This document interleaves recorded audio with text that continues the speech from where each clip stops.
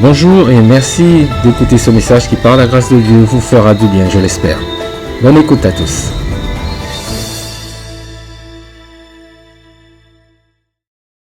En général, lorsqu'on arrive à la fin de quelque chose, et nous arrivons bientôt à la fin de l'année, on a coutume de faire un bilan, n'est-ce pas?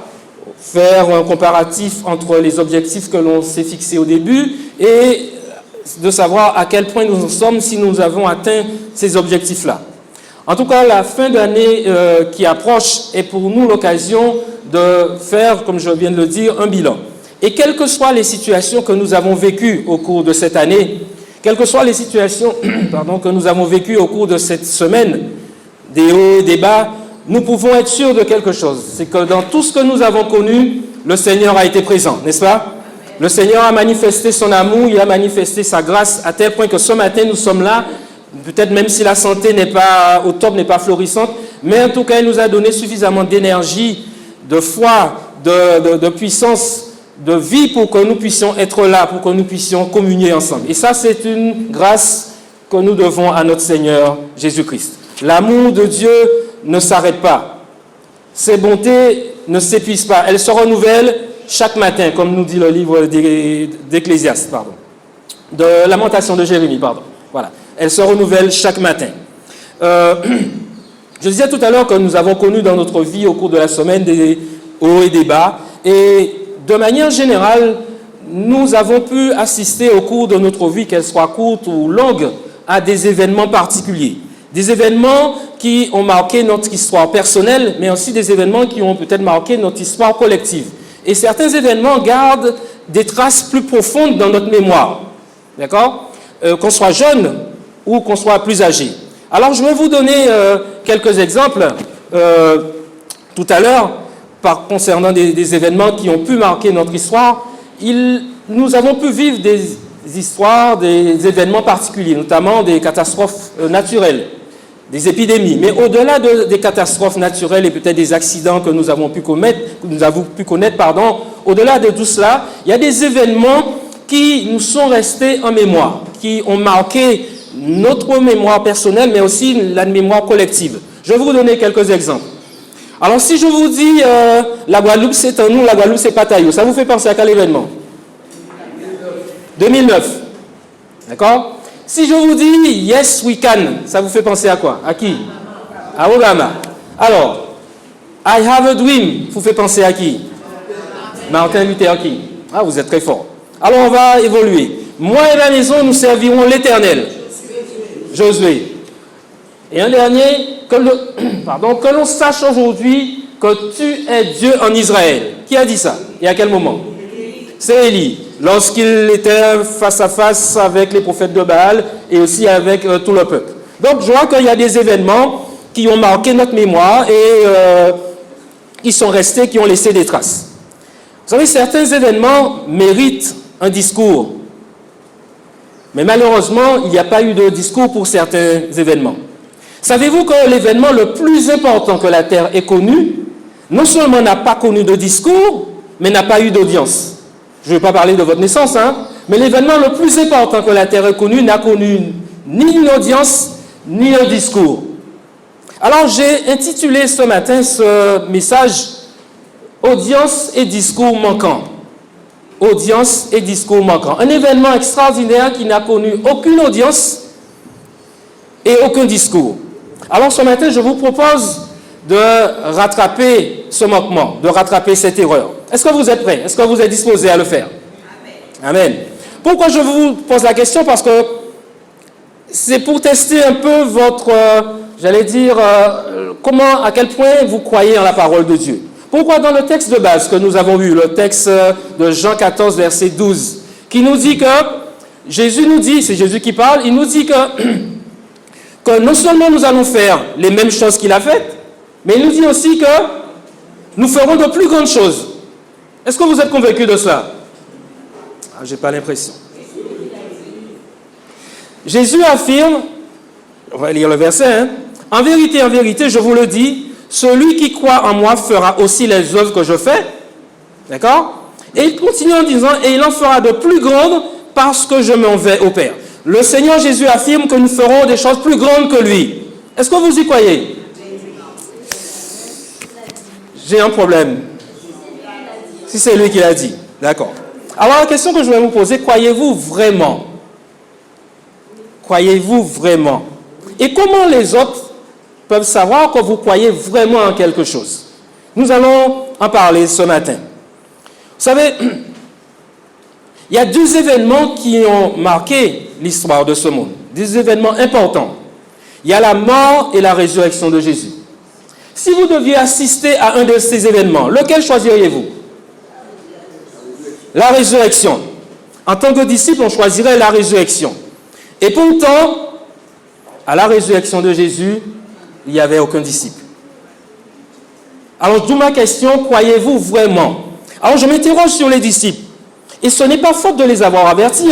Jésus, à plusieurs reprises, les a avertis. Les prophètes, avant la venue de Jésus, ont averti que le Messie allait mourir. On le trouve dans Somme 34, dans Ésaïe 53, dans Matthieu, dans Jean, dans Marc. On trouve des moments où Jésus les annonce clairement qu'il va passer par la mort, il va connaître des sacrifices, des souffrances, pardon, il va passer par la mort. Alors la question que je me pose concernant les disciples est la suivante. Ont-ils entendu ce que Jésus leur a dit? Ont-ils lu ce que les prophètes avaient déjà annoncé? Ou alors ont-ils vraiment compris lorsque Jésus annonce ce qui va lui arriver? Ou alors ont-ils oublié? Vous savez, des fois, on peut rentrer dans un déni. On peut se dire, entendre ça, mais on ne voit pas ça. Sont-ils rentrés dans un déni? Ou alors, ont-ils vraiment cru ce que Jésus leur disait? Alors, je vais faire un petit quiz avec vous. Alors, que faites-vous lorsque vous croyez vraiment? Que faites-vous lorsque vous croyez vraiment à quelque chose? Dites-moi. Est-ce que vous gardez ça pour vous? Il y en a peut-être qui le font. Est-ce que vous dites, mais je supporte la chose, mais je suis à distance? Un peu comme Pierre. Pierre est là, mais il est à distance. Et les autres disciples, on ne parle même pas de leur présence lors du procès de Jésus. Est-ce qu'on partage ce pour lequel on croit? Oui. Est-ce qu'on s'engage? On est sur le terrain, on est dans le feu de l'action. Ou alors, est-ce qu'on tremble? Comme font les démons. Les démons croient, mais ils tremblent. Et ne s'engagent pas pour Jésus-Christ. Ou alors, est-ce qu'on se contente simplement de prier? Peut-être parmi vous, vous reconnaissez dans plusieurs de ces réponses. Mais qu'est-ce que vous faites vraiment lorsque nous croyons à quelque chose? Est-ce que nous croyons comme le monde croit?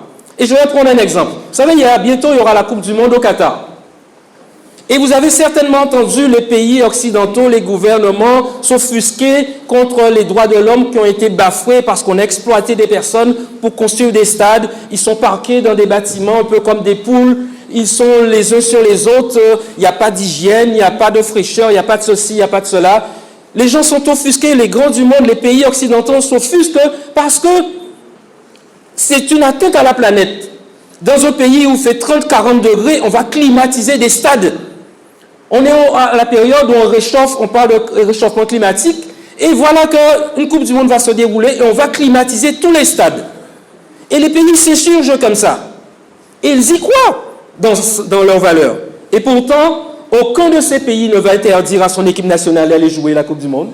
Aucun de ces pays va interdire à ses ressortissants d'assister sur place à la Coupe du Monde. Et aucun de ces pays, pourtant, qui croient au réchauffement climatique, aux droits de l'homme, etc., ne vont interdire à leurs médias, à leur télévision, à leurs radios, à leurs journaux de retransmettre l'événement.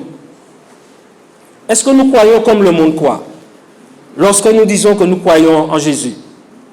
Vous savez, je vais me livrer un autre exercice. Je vais vous demander votre participation. Vous savez, un exercice que j'ai intitulé « S'y portait toujours en forme ». Vous connaissez cette expression? Oui ou non?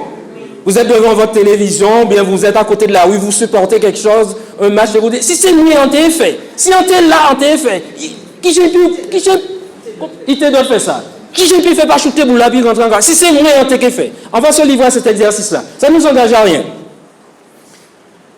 Que feriez-vous si vous étiez à la place des disciples alors que Jésus est en procès?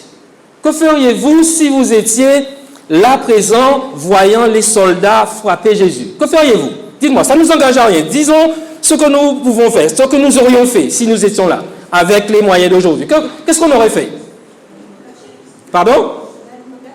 Tu serais allé te cacher. Alors, quelqu'un d'autre, qu'est-ce que vous auriez fait?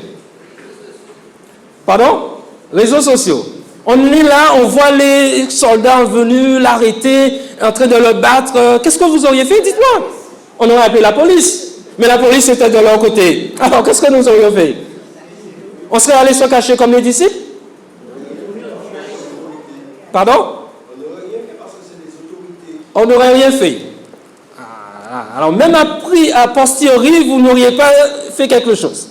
Mais bon, en tout cas, moi, je serais là, en parlant d'aujourd'hui, hein, moi, aujourd'hui, si j'étais là avec mes caractéristiques d'aujourd'hui, je vous ai dit, l'exercice, c'est si peut-être toujours en forme. En télé, là, en fait. Alors, moi, c'était moi, si j'étais là, alors à chaque coup qu'on aurait donné aux disciples, à Jésus, pardon, à chaque coup reçu par Jésus, j'aurais dit, mais il va se relever, ou peut frapper, mais qui est ressuscité. Et je serais là, avec mon drapeau, je serais là en train de crier la gloire de Dieu en disant qu'il va ressusciter un jour. Vous pouvez tuer, vous pouvez faire tout ça, mais qui est ressuscité? Ça, c'est si j'étais là. Mais je n'étais pas là. Et je peux tout dire après coup, j'aurais fait, en fait, si c'était moi. En pas là. Ça ne m'engage à rien. Chers frères et sœurs, dans notre vie de tous les jours, le malin sera là pour nous asséner des coups comme il a asséné à Jésus-Christ, comme il a influencé des personnes pour tuer Jésus-Christ, pour lui faire du mal.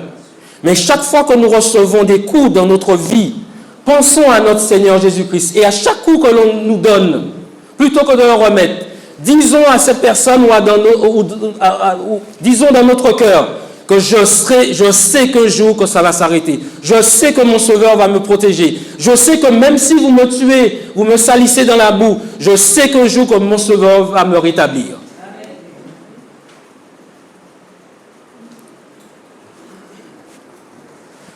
C'est important que nous puissions le faire. C'est important que ceux qui nous regardent fonctionner ne soient pas tout le temps en train de nous voir, nous plaindre. Ah, qu'est-ce qu'on fait? Qui j'en? Ah, vraiment, il n'est pas mort, mon cher.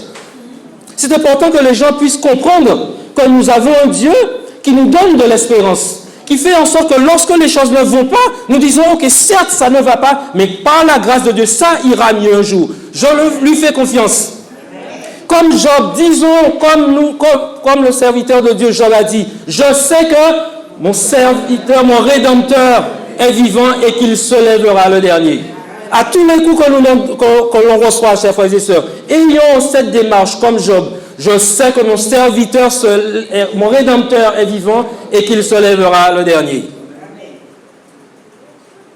Qu'aurions-nous fait pour annoncer la venue de Jésus? On a dit tout à l'heure les réseaux sociaux. On aurait peut-être utilisé les réseaux sociaux, utilisé Internet, la radio, utilisé les journaux, aller frapper aux portes.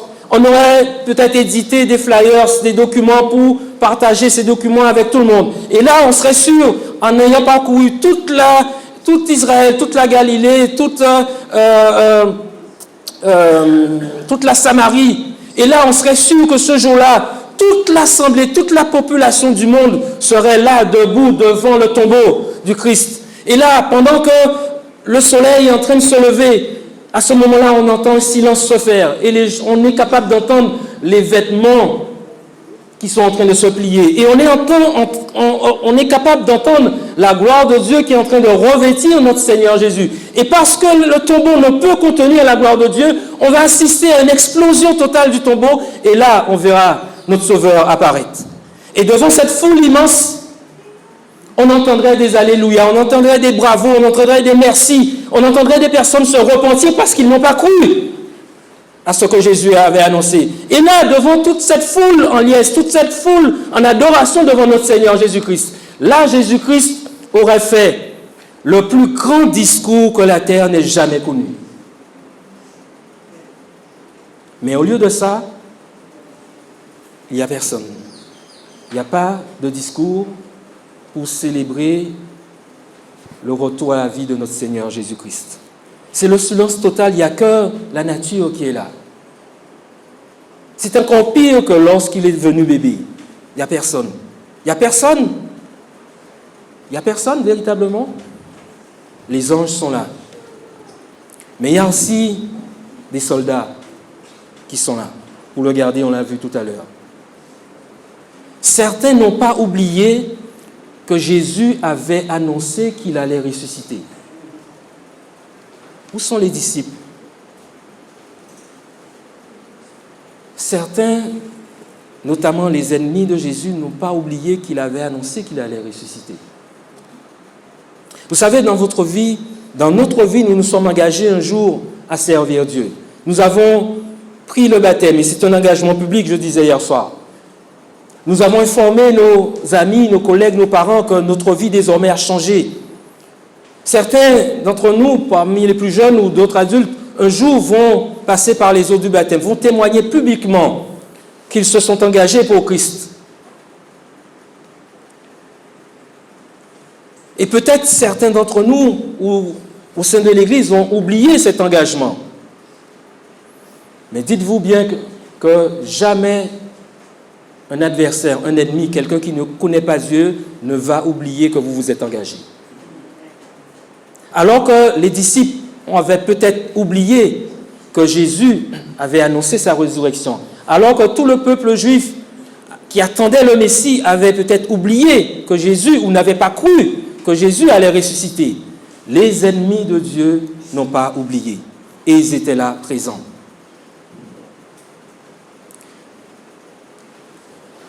Même lorsque des personnes au sein de l'Église oublieraient un jour que nous sommes engagés pour Christ, même lorsque nous-mêmes, il nous arriverait d'oublier que nous sommes engagés pour Christ, quelqu'un un jour va nous le rappeler.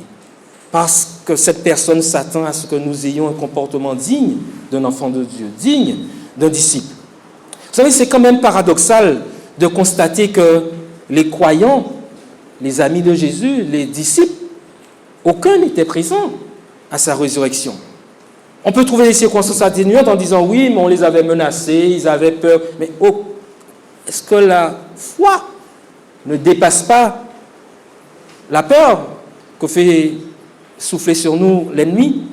Vous savez, c'est quand même paradoxal, je disais, qu'Israël, qui a espéré le Messie pendant des siècles et des siècles, qui a célébré le Messie en offrant des agneaux en sacrifice, les agneaux, les animaux qu'ils offraient, représentaient Jésus-Christ qui allait venir. Et voilà-t-il pas que l'agneau, le véritable, celui qui ôte le péché du monde, celui-là arrive et ils n'en veulent pas.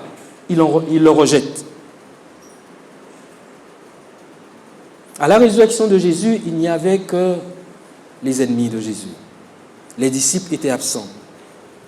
Si nous étions là, serions-nous présents à la résurrection de Jésus? Les disciples de l'époque, eux, ont une séance de rattrapage parce qu'ils pourront assister à la seconde venue de Jésus selon la volonté de Dieu.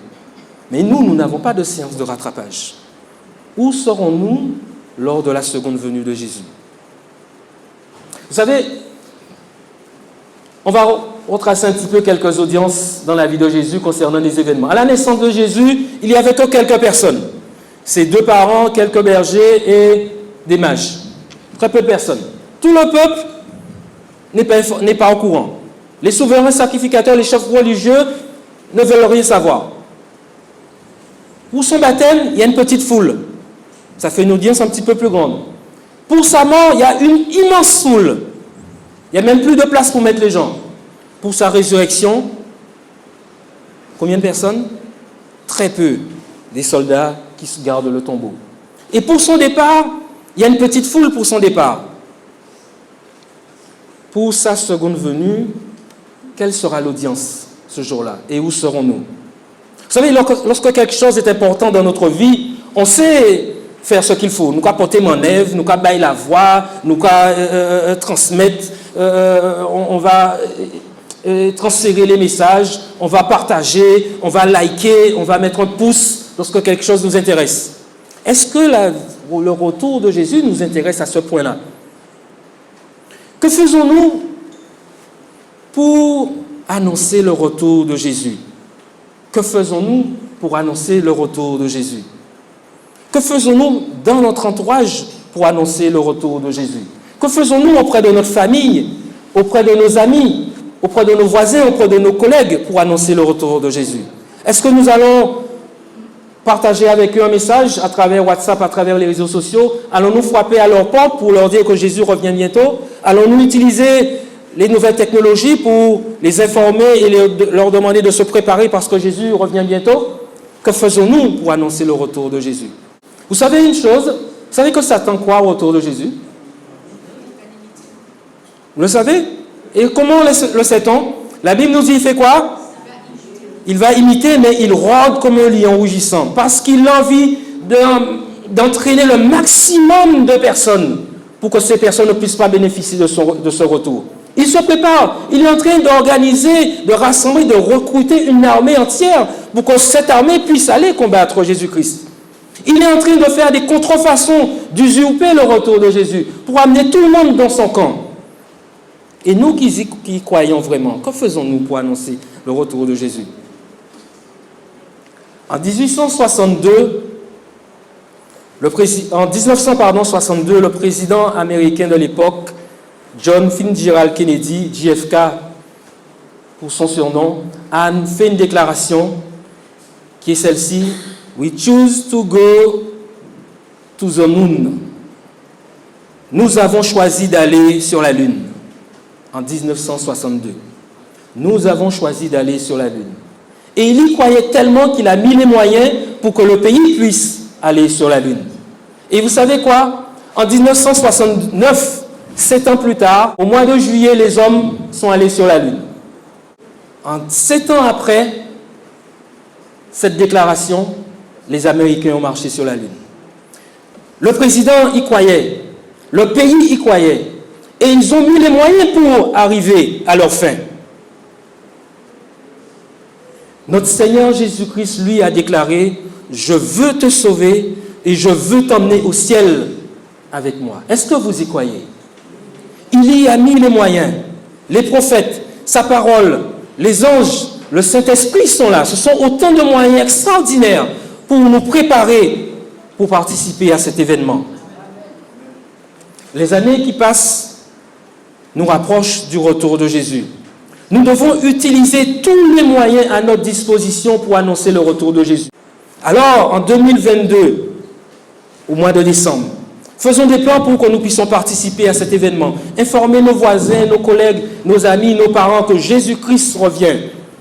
Allez frapper aux portes, faire sonner les notifications, les applications des smartphones, des téléphones, des iPads, des iPhones, de tout ce que vous connaissez. Faites vibrer les téléphones. Faites remplir, retentir l'annonce, le message que Jésus revient. Remplissez les boîtes aux lettres. Partageons ce message avec tout le monde. Disons à tout le monde que Jésus-Christ revient bientôt, que le roi des rois revient, que la victoire, celui qui détient la victoire sur la mort, sur le péché, revient et il vient nous chercher.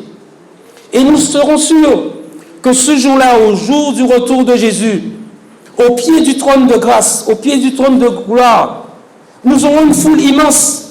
Et peut-être que nous serons surpris de voir des voisins, des collègues, des personnes qui nous ont fait du mal ce jour-là. Nous serons surpris de voir nos enfants, nos petits-enfants arriver avec toute leur descendance derrière eux, parce que nous les avons instruits, éduqués dans la crainte de l'Éternel. Nous serons surpris de voir peut-être des personnes les plus grands criminels de notre époque ce jour-là, parce qu'ils ont entendu que Jésus-Christ est un Dieu qui pardonne et qui est prêt à transformer, à régénérer toutes les personnes. Nous serons surpris de voir toutes ces personnes-là au pied du trône de grâce, au pied du trône de gloire, donner gloire à Dieu. Et là, chers amis, chers frères et sœurs, ce jour-là, il y aura une audience comme la terre n'a jamais connue, comme un événement sur terre n'a jamais connu.